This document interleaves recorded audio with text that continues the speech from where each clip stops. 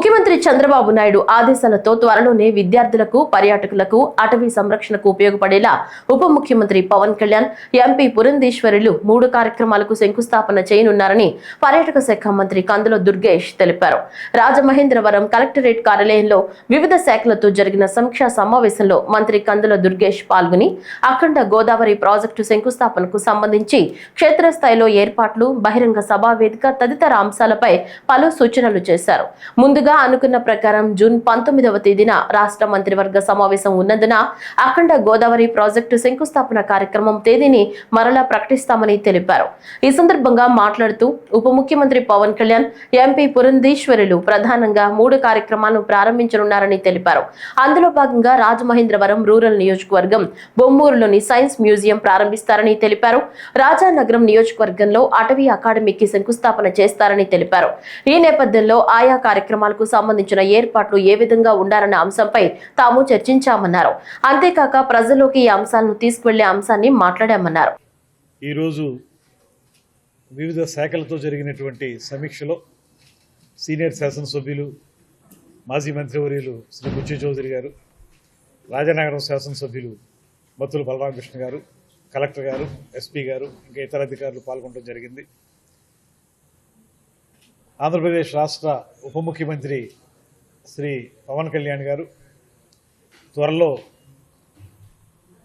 రాజమండ్రికి పర్యటనకు ఇచ్చేస్తున్నటువంటి సందర్భంగా 3 ప్రధానమైనటువంటి కార్యక్రమాలకి శ్రీకారం చుట్టడం జరుగుతుంది.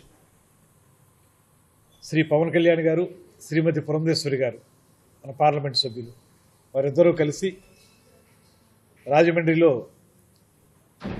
గోదావరి తీర ప్రాంతంలో అఖండ గోదావరి ప్రాజెక్టుకి శంకుస్థాపన చేయటం, అదేవిధంగా బుచ్చే చౌదరి గారు ప్రాతినిధ్యం వహిస్తున్నటువంటి రూరల్ నియోజకవర్గంలో బొమ్మూరు ప్రాంతంలో సైన్స్ మ్యూజియం ప్రారంభించటం, అదేవిధంగా బత్తుల బలరామకృష్ణ గారు ప్రాతినిధ్యం వహిస్తున్నటువంటి రాజనగరం నియోజకవర్గంలో అటవీ అకాడమీని శంకుస్థాపన చేయటం, ఈ కార్యక్రమాలని చేయటానికి ఉప ముఖ్యమంత్రి గారు, పార్లమెంట్ సభ్యులు ఇద్దరు వస్తున్నారు. వాటికి సంబంధించి ఏ రకమైనటువంటి కార్యక్రమాలను చేపట్టాలి, ఏ విధంగా ఇది ప్రజలందరికీ తెలిసే విధంగా, ప్రజలందరికీ ఉపయోగపడే విధంగా కూడా ఈ కార్యక్రమాలను రూపుదిద్దాలనేటువంటి అంశాల మీద వివిధ శాఖల అధికారులతోటి, ముఖ్యంగా సైన్స్ అండ్ టెక్నాలజీకి సంబంధించినటువంటి డైరెక్టర్ శరత్ గారు వచ్చారు. వారు కానీ, అదేవిధంగా టూరిజం డిపార్ట్మెంట్ వారు, ఫారెస్ట్ డిపార్ట్మెంట్ వారు అందరితో కూడా మాట్లాడడం జరిగింది. 19వ తారీఖున అనుకున్నటువంటి ఈ కార్యక్రమం బహుశా 1-2 రోజులు అటు ఇటుగా జరగచ్చు. 19వ తారీఖున మనకి క్యాబినెట్ మీటింగ్ ఉంది కనుక దాన్ని ఏ రకంగా ప్రత్యామ్నాయమైనటువంటి డేట్ ఏ రకంగా నిర్వహించుకోవాలనేటువంటిది కూడా ప్లాన్ చేస్తున్నాం.